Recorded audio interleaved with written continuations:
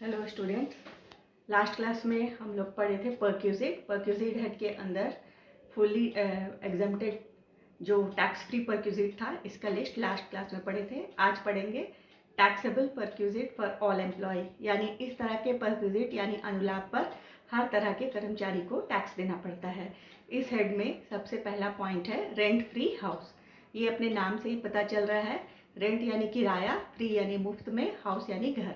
ऐसा घर जो कर्मचारी को उसके एम्प्लॉयर यानी नियोक्ता के द्वारा रहने के लिए फ्री में दिया गया हो। इसके वैल्यूएशन के लिए हम कर्मचारी या एम्प्लॉय को दो पार्ट में डिवाइड करते हैं। गवर्नमेंट एम्प्लॉय जो सरकारी कर्मचारी है, नॉन गवर्नमेंट एम्प्लॉय जो कि सरकारी कर्मचारी नहीं है। गवर्नमेंट एम्प्लॉय के लिए रेंट फ्री हाउस का वैल्यू निकालने के लिए गवर्नमेंट रूल को फॉलो करना होगा। एज पर गवर्नमेंट रूल जो भी होगा वही हाउस का वैल्यू होगा।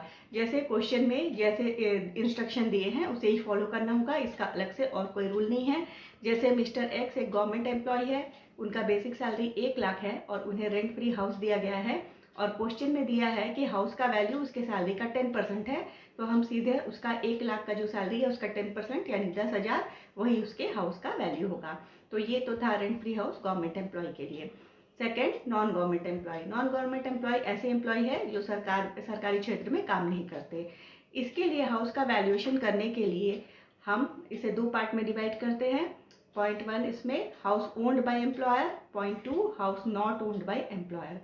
हाउस ओन्ड बाय एम्प्लॉयर में जो कंपनी एम्प्लॉय को अपना घर दी है वो घर खुद कंपनी का है, यानी घर का मालिक कंपनी खुद है।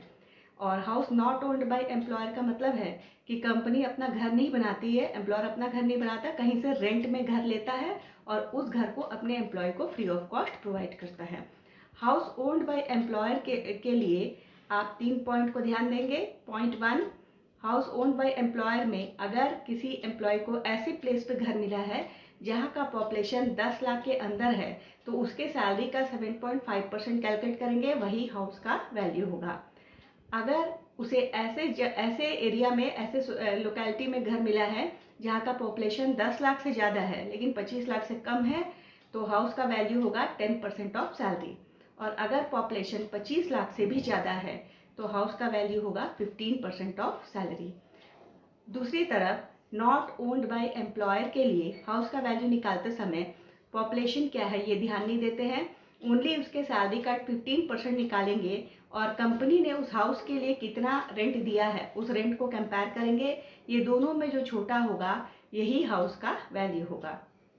अब यहाँ पे 7.5%, 10%, 15% जो सैलरी का कहा गया है, सैलरी का क्या मतलब है? सैलरी के अंदर तो बहुत सारे पॉइंट्स होते हैं, तो यहाँ पे सैलरी का मतलब होगा बेसिक, डीए अगर वो under the terms of employment में दिया गया है तब, बोनस, कमीशन और जितने भी अलाउंसेस है जिस पे टैक्स लगता है, जिस पार्ट पे टैक्स नहीं लगता उसे नहीं लेंगे, जो टैक्सेबल पार्ट ऑफ अलाउंसेस है उसे भी ऐड करेंगे। ये सारा जोड़कर इसे ही सैलरी मानेंगे और रूल के हिसाब से इसी का 7.5, 10 या 15% निकाला जाता है। तो ये था rent free house government and other employee के लिए। Thank you.